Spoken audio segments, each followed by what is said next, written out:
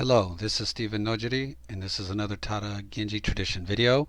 This is part two in the early espionage. Again, the later on there will be in the correct sequence order.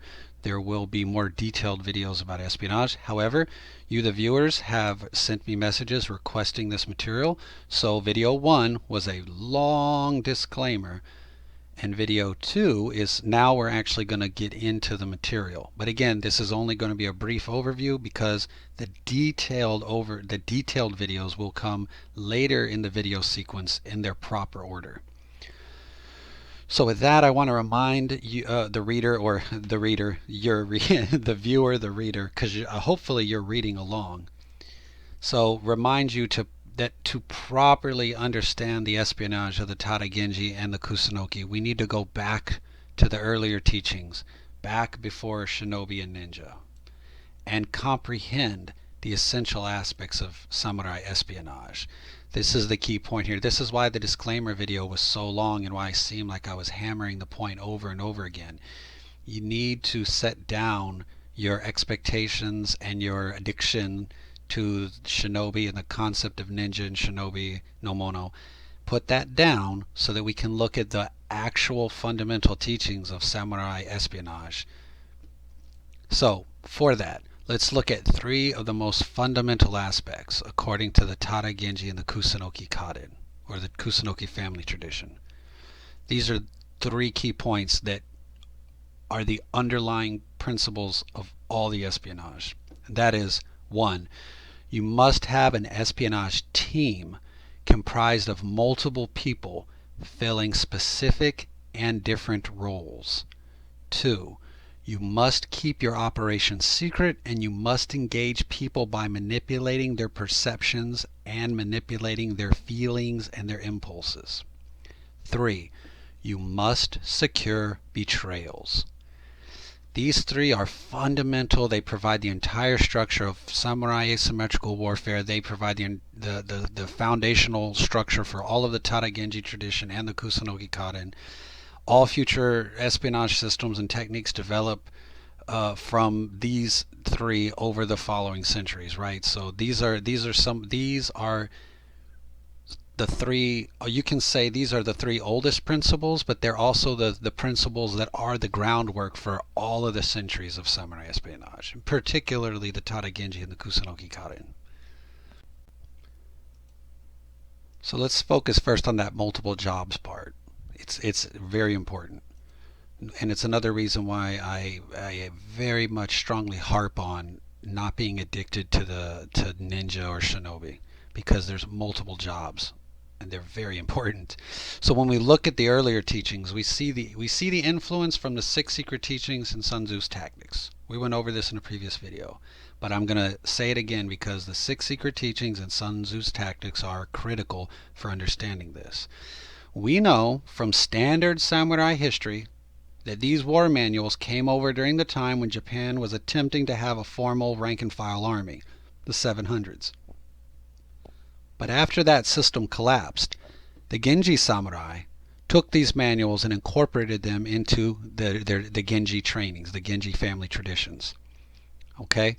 However, as can be seen in earlier Genji documents, such as the Oe family's writings. So the Oe is a branch of the Genji. The Oe family is a Genji family, and they are known for being some of the earliest Genji tacticians, earliest Genji war masters. They write manuals. They write theoretical, not just techniques, but they also write like philosophical ponderings about warfare. All right, so the Oe family is writing as early as the 900s about warfare, and already in their writings we see that the Genji samurai accept the Chinese teachings, but they only accept the Chinese teachings as foundational teachings. That is, in order for these teachings to flourish in Japan, and specifically in order for these teachings to actually meld with the Genji families, the teachings have to be adapted, aka Japanified or Genjiified, to work with Japanese customs and mindsets.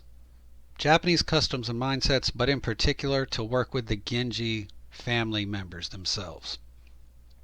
Thus, from the 900s onwards, we see the adaptation of these Chinese methods within the Genji traditions, within Genji teachings.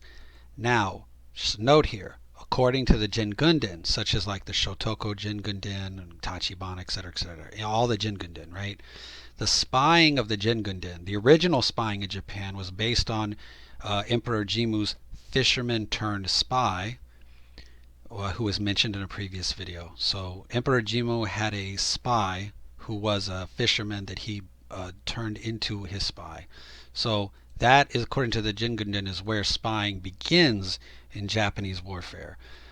But this fisherman turned spy tradition is then mixed with the Chinese tactics to create this overall Japanified or Genjiified version of espionage. And again, this is why I've stressed the importance of the viewer comprehending that samurai espionage is more amazing and more profound than just a simple concept of a ninja. It's actually a tradition that has evolved over 1,000 years, and it's composed of several different functions and jobs performed by teams of samurai. So while a ninja may often do their function solo, right, they are still part of a larger espionage machine. That basically the ninja is worthless if he is by himself, ultimately by himself. Again, he may be solo on his mission, but if he's ultimately by himself, he's worthless. All right, and the team needs him, and he needs the team. So you got to get it out. You have to understand that samurai espionage is ultimately a team-based tactic. So, as I discussed in the previous video, all right, the two main well, not the previous video of this 101, but in a previous video farther back in the numerical sequence, I presented that the espionage was Sun Tzu. For Sun Tzu, we look at the 5 types of spy, and for the 6 secret teachings, we look at a chapter called the Lord's Wings or the Lord's Feathers, depending on how you want to actually translate the title. And in that one, that specifically has a good old model for breaking things down into roles. Okay, but beyond Sun Tzu's 5 types of spies and the Lord's Wings from the 6 secret teachings, the viewer should also study and I mean take very seriously the chapter from the 6 secret teachings called the Civil Offensive, because the Civil Offensive is essentially a third backbone. If the Sun Tzu's 5 types of spies and the 6 secret teachings Lord's Wings are considered, fundamental pillars of samurai espionage, then the Civil Offensive from the 6 secret teachings is a third fundamental pillar of samurai asymmetrical warfare. So now what we're going to do now is we're going to look at the Tada Genji, a section of Tada Genji, and I'm going to go through here. Now I'm not going to translate. I'm not giving you the full translation word for word through here. That is for the future. But for right now, I'm just going to go through point by point. Okay, we're going to look at what the Tada Genji tradition says in relation to espionage in terms of the fundamentals of espionage. So it says, prior to sending out warriors and engaging your army, you need to conduct your plans and strategies based on 5 factors. Okay. Now, some of you may go, oh, the 5 factors. These are not the typical 5 factors from Sun Tzu. These are 5 factors that you need to consider for the plots and schemes that you must do before you ever actually march soldiers and army. So, again, before you engage the enemy in any kind of combat, before you engage the army, before you move soldiers from point A to point B to fight people, you need to engage in conspiracy ahead of time. And to do that, you need these 5 key points.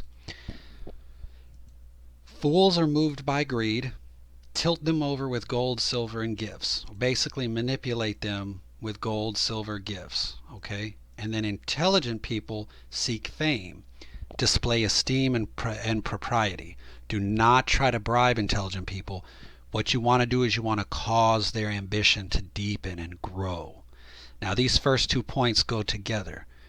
All right. So you have to determine, is your target is he a foolish person or is he an intelligent person? Or in other words, what is his overall disposition? Is he more of a cerebral, intelligent kind of person, or is he more of, he's not that smart? He may be very strong, he may be very all kinds of things, but you got to sort of distinguish at the beginning. Is this the kind of person that I need to? Because you have to pick one. Am I going to bribe? And basically am I going to use gold and gifts and bullshit to bribe this person, or am I going to manipulate this person's ambition, right? Because you do not give gifts, you do not try to bribe intelligent people whom you are manipulating their ambition. So you have to choose, you have to distinguish. And in order to even do that, this is where at one point you already have to have some data. So already we're seeing that you know what I mean? In order to even answer these first two questions, you already need to have scouts, for example. You already need to have eyes and ears out there and have some idea. Is my target more foolish, or is my target more intelligent? Because that'll distinguish, these first 2 points. Third point, the third point is people are moved by things that they enjoy. So cause to flourish those things around them. The things around them is the things that they enjoy. They will become distracted and confused. So this third point basically means manipulate the world around the people who are around your target. But when it says people are easily moved by the things that they enjoy, it's true, okay? People can be easily swayed. So this third part is ultimately about distracting people. Point number 4 is in red because it's critical. Learn the hearts, minds of the enemy's retainers, manipulate them and turn them to your side. If you can't turn them to your side, cause discord among them. This point number 4 is in red because it is considered probably the most important point of these 5.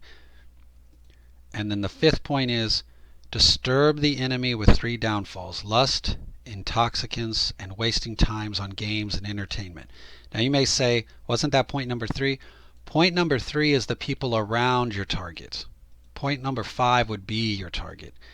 So what this means is, and that also goes to point number 4 being red, you are really we'll get into this in the next slide actually gets into this. The document then says, in response to this technique, or in response to using these offensives, right, for yourself, meaning like, okay, you're using these techniques against the enemy. Now, when doing this for yourself, you need to keep your own heart clear, constantly clear up any confusion that you may be experiencing. Make sure that your own side is in order, and make sure that your allies are following their orders, and attend to any who fail to follow their orders. So keep your own heart clear means that and constantly clear up any confusion you may experience. If you're a samurai and you're doing this asymmetrical warfare, so say you're a Genji samurai, you're engaging in this, you are creating a lot of manipulation and a lot of illusions. You are making people believe things that aren't true, right? There's a lot of like magical illusions that you're sort of, conjuring before people. So that you have to keep your own head clear. Your own motivations and emotions and thoughts and feelings have to be very clear. So one has to keep their own mind clear, and they have to, anytime they start to question or get confused, then you have to immediately clear all of that out of yourself. Because essentially you're peddling in illusions. You cannot allow yourself to fall into any illusions or confusion. And then making sure that your own side is in order basically means, and the next one, make sure the allies are following their orders and attending. You have a team of people and everybody needs to be doing something specific. So you have to make sure that everybody else is also keeping their mind clear and that nobody is getting confused. You have to make sure that nobody is feeling like, feeling bad about what they're doing, and they might, switch on your own side. There's so many different ways that it could go wrong, so you have to manage that on your own side, because the samurai asymmetrical warfare is not just about what you're doing to the enemy, but it's also making sure that you're not having anything done to you. So that's what this second section is about: keeping yourself on target, but also making sure that your people that are working on your team are all on target as well. So in summary, remove the enemy's supportive relationships, cause discord among his forces, hinder his friendships with allies. Right? Then after this has happened, if need be, you can attack with an army. Now, sometimes you don't need to attack with an army, because sometimes this is enough to disrupt the enemy to the point where they eat themselves. But the point here that I want to emphasize is, if you remember back with that fourth point highlighted red, you're not really attacking the enemy. So like if your enemy is Lord so-and-so or this general, you're actually attacking the world around the enemy. You're not, do you see, this is the key point. You're keeping the enemy confused, blinded to what you're really doing, while you find key weaknesses and exploit them.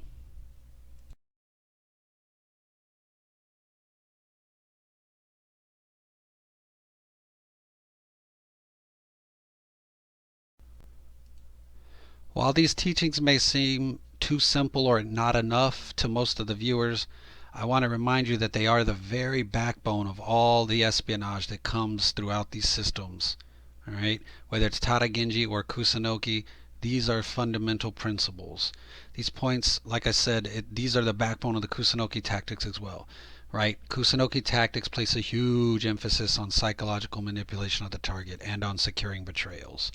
In fact, pretty much spells out a very important point. Guerrilla or guerrilla hit and run tactics and defending undefendable positions depends on being able to manipulate the enemy's heart, securing betrayals, and causing the enemy forces to be disjointed. Basically, the reason why guerrilla tactics work hand in hand with espionage is because the enemy is kept blinded to the attacks, right? Hit and runs work because the enemy don't know that they're coming. On a previous channel from years back, I actually read one of the opening chapters from the Kusunoki Kaden, and I'll probably work that into the video sequence. And there's a section that talks about this, where it's very clear that the entire point of Kusunoki is the way that a small force defeats a large force, or the way that you defend a undefendable position, is you cannot take the enemy force on head on. You have to distract the enemy force and pick off small chunks. In other words, if you are one sphere and the enemy force is 20 spheres, you have to distract the 19 spheres while you pick off one of the spheres. And then you keep that going. Continuously, you find a way to blind, distract, manipulate all the spheres while you pick off one. So this is how an army with a strength of one sphere can take out an army with a strength of 20 spheres. Never by fighting it head on, but by distracting 19 spheres while they pull off one sphere. Distract 18 spheres while you pull off one sphere. Distract 17 spheres while taking off one. And whittle the enemy down. That is how that's the entire purpose of Kusunoki. The entire reason of Kusunoki tactics and Kusunoki Kata and Kusunoki Ryu existing is to teach the samurai how to engage in asymmetrical warfare with that very fundamental principle: how to distract the majority of the force while you take out one small piece, and then you repeat that until the large force is defeated.